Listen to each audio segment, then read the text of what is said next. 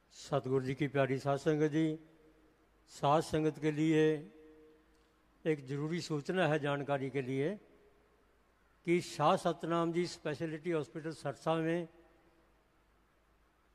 कल रविवार 28 जुलाई को जन कल्याण परमार्थी कैंप लगाया जा रहा है जी।